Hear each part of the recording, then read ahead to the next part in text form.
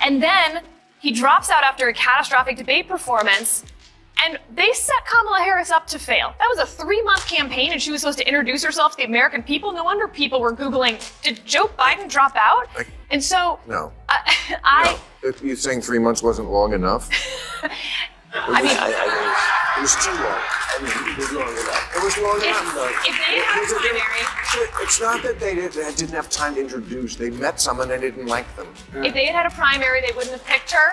And if they had, That's she would have been able to Yes. rough out those edges that then she basically has to start from scratch with a campaign team she didn't hire that didn't like her, right? It was his team. In this video, two rather progressive guests were amused by Bill Maher on Real Time, with Bill Maher until he shut them down. You can tell that things are getting out of hand when even left-leaning Bill Maher feels obliged to call out the absurdity of some of the narratives being propagated. It's ironic that those who characterize right-wingers as insane conspiracy theorists are also spreading ideas about electoral fraud. The left has ignored or even vilified conservatives who have long called for voting reforms to preserve electoral integrity. However, these same opponents are now accusing Donald Trump of election-related fraud and voicing concerns about dishonest election activities. This is one of the best examples of hypocrisy. Now, let's go back to the main event. In this clip, Bill Maher doesn't mince words as he dissects the talking points of these guests. Their arguments, which are full of contradictions and hyperbole, are inferior to Maher's biting critique. Let's get straight to the section where he disproves their woke logic. Everything the candidates, especially the Democrats, do to get voters annoys them. The constant texting. Did you get the texts like from Tim Walz every 5 minutes and like always begging for money and knocking on doors? And we've got people knocking on doors. People don't want knocking on your door. Who in this day and age wants someone knocking on? Kids don't even like it when if you a phone call. That's like too much of a invasion of their privacy, which they don't care about. Who might emerge as the strongest Democratic opposition leader in the next Trump era? Oh, well, that's a good question. I mean, like Adam Schiff, he won right big. And He went, but I like Westmore. Westmore's fantastic. He's in Maryland. Yep. But who's going to be the one? Gavin Newsom, we have here in this state. He's already like called the legislature to. Trump hasn't done anything yet, but I understand the. This was the problem. There was a 2014 study that showed that Fortune 500 companies were more likely to pick a female CEO if the company was struggling, basically setting women up for the big job, but to also fail. If they did well, fine. But if they failed, like, look, we have a female CEO while failing. And that's what I feel like they did to Kamala Harris. When Biden refused to step aside and not run again, he was supposed to be that bridge. He backed off on that promise due to arrogance. Let's analyze this. The idea that Kamala Harris was forced into being the Democratic Party's nominee is absurd. It was not necessary for the party to select her. Anyone could have been their choice. If the elites of the Democratic Party are as smart as some claim, why would they deliberately back a candidate they thought would lose?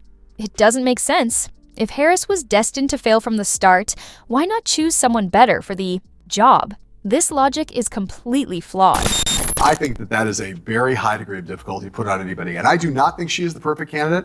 I tend to agree with Sarah that probably in a fully litigated primary, she probably would not have been the Democratic nominee, but we'll never know that. But I will tell you that, there's never been anybody who's had the difficulty of that situation, elevated that late in the campaign. Why? Democrat would have needed to run away from I don't know if you know this, but the Vice President of the United States is basically shoved in a broom closet for 3.5 years. I know. You couldn't. She was more popular in there. Yes, well. I mean, there's this idea that in a mass media age, that 107 days is not long enough to know somebody. You are way overestimating the American people in terms of what their ability. No.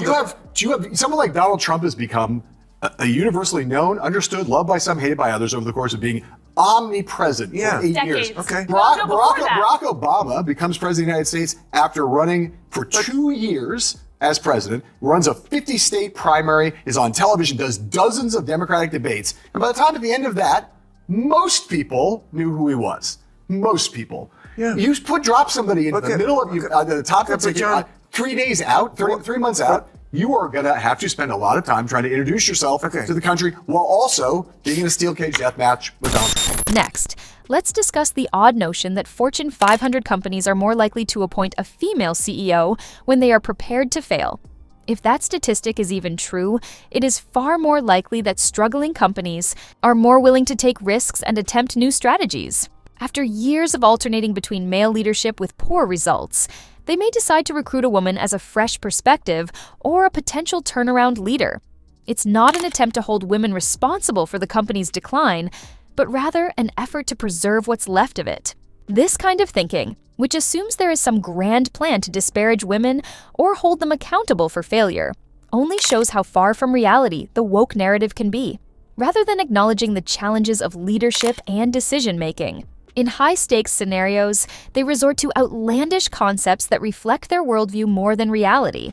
It's naive, reductionist, and perfectly illustrates the left's obsession with identity over substance. The disagreement grew increasingly intense as a result of their inability to find a common voice. As usual, Bill Maher's sharp arguments helped him dominate the debate, giving his opponents little chance. If you want to see more videos as entertaining as this one... Okay, but I don't know if you ever watched this show, but I had Michael Douglas on this week. Yeah. At the top, we were talking about this, and he made a very good point that every other country in the world can do it in months, sometimes weeks. Why can every other country do it in that short a period of time? Are they all so much brighter than America? I don't think so. Well, Mostly parliamentary. I mean, there's literal reasons, right? We don't have a parliamentary system. I mean, we also have a First Amendment. You- We don't make people campaign this whole time. The American people want to give them $20 and so they can afford it. I mean, small dollar donors are arguably the worst thing that's happened to our politics as it turned out. It's a small dollar donor didn't make $20 billion. No. A lot of it. some of it, yeah. And they represent about 2% of our country. There's a few special PACs in there that saw $100 Yeah, million those plus. are bad too. I think you can believe that you could have shorter elections in America, but it's not like we don't know. In Britain, for instance, when you have a short election, it's not like you don't know who the leader of the party is for months and years before that. John, you're either the person who's Googling the day before, did Biden drop out, or you know in a week. You know, did anyone in this audience not know enough about Kamala Harris pretty much after a week to make a decision? Yeah, it's just people. And How it's are you gonna ridiculous. enforce We just get sicker of them. What? So How are you going to tell people because they they say can't the talk same about politics? What? How with free speech that I know you love, Yeah. how are you going to limit people's ability to run for office? I'm not limiting. We're not making a law. Throughout this live event, Maher was accurate. Sometimes I disagree with him, but his insight into improving American politics was spot on. Stop taking money from outside sources, get rid of lobbyists, and ensure that MPs are only receiving their government salaries. There would be no outside financing sources or backdoor agreements in this straightforward approach. It sounds simple, doesn't it? But let's be honest, corruption would still find a way in through dubious dealings, even if this perfect scenario came to pass. That's the unfortunate reality of politics. What really grabbed my attention in this episode was how Maher completely dismantled the arguments of the two guests on his left. I don't know who they were, but their views were so ridiculous that they were hard to believe. Maher shut them down precisely because he wasn't having any of it. So, what do you think? Drop your thoughts in the comments section below. And if you don't want to miss out on the hottest celebrity news, make sure to subscribe to Daily Finder.